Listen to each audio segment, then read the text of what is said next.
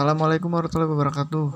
Kami kelompok 2 akan mempresentasikan tata kelola teknologi informasi dengan metode COVID 4.1 membandingkan domain DS, Deliver, Support, dan ME.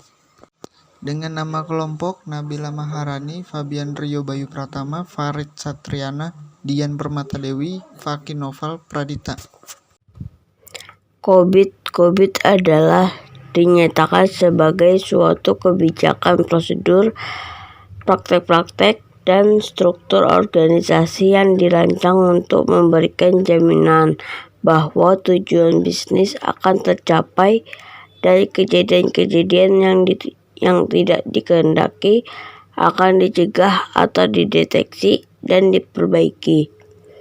Proses-proses pada COVID 4.1 untuk menentukan fokus domain yang akan diteliti, sehingga penelitian tidak hanya pada unsur kebutuhan peneliti, tetapi juga melibatkan kebutuhan dari sisi perusahaan. Setelah identifikasi awal, kemudian dilakukan observasi untuk memastikan kebenaran isu-isu yang dipaparkan sebelumnya. Domain-domain pada COVID-41 yang pertama, planning organization, menggabungkan prosedur dan strategi diidentifikasi dengan bagaimana IT terbaik dapat menambah pencapaian tujuan bisnis asosiasi, membentuk hubungan. Yang kedua, accurate enablement. AI1 mengidentifikasi solusi otomatis, AI2 memperoleh dan memelihara perangkat lunak, aplikasi AI3 memperoleh dan memelihara infrastruktur. Teknologi AI4 mengembangkan dan memelihara prosedur IT5, memenuhi sumber data. TIA6 mengelola perubahan. AI7 instalasi dan mengakreditasi sistem beserta perubahannya. Kelebihan COVID: 1. Efektif dan efisien. 2. Berhubungan dengan informasi yang relevan dan berkenan dengan proses bisnis. Dan sebaik mungkin informasi dikirim tepat waktu, benar, konsisten, dan berguna. 3. Rahasia. 4.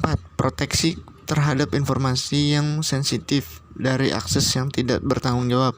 5. Integritas. 6. Berhubungan dengan tersedianya informasi ketika dibutuhkan oleh proses bisnis sekarang dan masa depan. Kekurangan COVID. Yang pertama, COVID hanya memberikan panduan kendali dan tidak memberikan panduan implementasi operasional.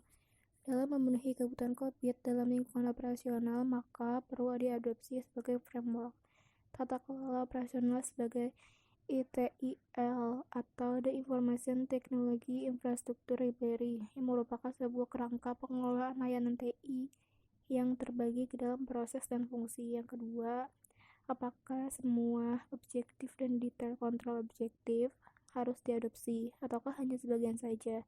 Bagaimana memilihnya? COVID hanya berfokus pada kendali COVID, kurang dalam memberikan panduan keamanan, namun hanya memberikan wawasan umum atau proses TI pada organisasi daripada ITIL misalnya. Pengertian DS dan ME. 1. Delivery support.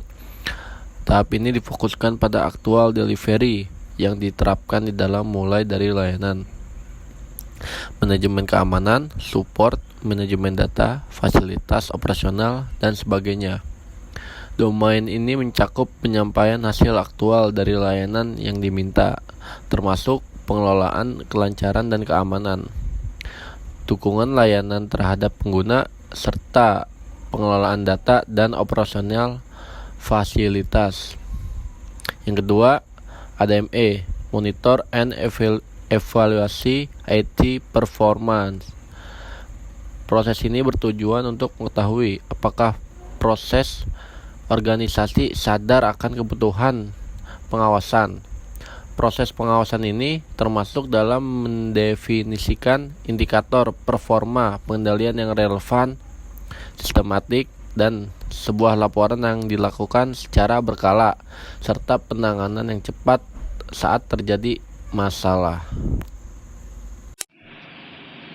Jadi pada domain DS sesuai data yang terdapat pada tabel tersebut, kita memiliki 9 proses dan memiliki tingkat kematangan 4 berdasarkan dari peraturan perusahaannya. Seperti kita lihat di dalam tabelnya, DS1 itu untuk menetapkan dan mengatur tingkat layanan memiliki nilai 3,73.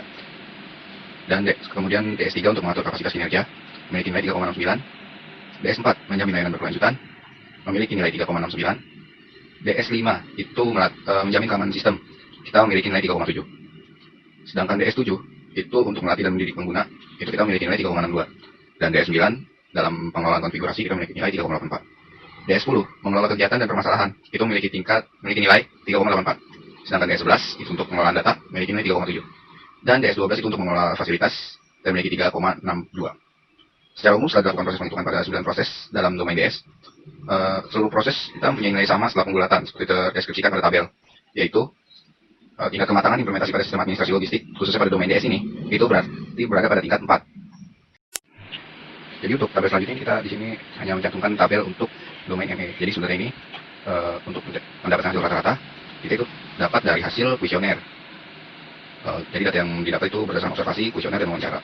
Dan rekapitulasi hasil kuesionernya itu kita dapat dari beberapa aktivitas seperti yang PO1 itu menentukan rencana strategis, PO7 mengelola sumber daya manusia, PO8 untuk mengelola kualitas, AI2 untuk mendapatkan dan maintenance software aplikasi, AI5 pengadaan sumber daya IT, AI6 mengelola perubahan, DS5 menjamin keamanan sistem, DS7 mendidik dan melatih pengguna, DS11 untuk pengelolaan data, ME1 mengawasi dan mengevaluasi performansi TI, ME2 mengevaluasi dan mengawasi kontrol internal, ME3 itu untuk menjamin kesesuaian dengan kebutuhan eksternal. Dan dari kuesioner tersebut kita jumlahkan semua indeks-indeks yang dihasilkan berdasarkan jumlah jawaban dan jumlah soal, kita mendapatkan indeks seperti yang terkait dalam tabel dan yang tidak termasuk dalam tabel, sehingga kita mendapatkan rata-rata 3,54. Dan berdasarkan tabel tersebut maka tingkat model maturity sesuai kuesioner yang telah dihitung berdasarkan banyak respon dan sistem informasi PT ini saat ini berada pada level 4, yaitu terkelola dengan jumlah rata-rata sebesar 3,54 yang kalau dibulatkan itu menjadi 4. Jadi di sini untuk penjelasan tentang metode-metode domain ini sudah selesai dan beralih ke slide selanjutnya. Kesimpulan yang pertama, analisa tingkat kematangan PT ini pada domain MI atau monitor and evaluasi. Pada kondisi saat ini mempunyai nilai rata-rata 3,54. Memberikan kesimpulan bahwa proses IT berjalan cukup baik di domain MI. Manajemen PT ini melakukan kegiatan MI sesuai dengan tujuan untuk menilai semua proses IT secara teratur pada perusahaan. Yang kedua, domain DS Deliver and Support dengan level tingkat kematangan rata-rata 4 memberikan kondisi proses IT berjalan di lingkungan PT IMI dengan kondisi cukup baik. Yang ketiga, tingkat kematangan dengan kondisi saat ini dapat dijadikan acuan dalam menetapkan serangkaian rekomendasi agar proses IT dapat dipertahankan, bahkan ditingkatkan ke arah yang lebih baik dan optimal.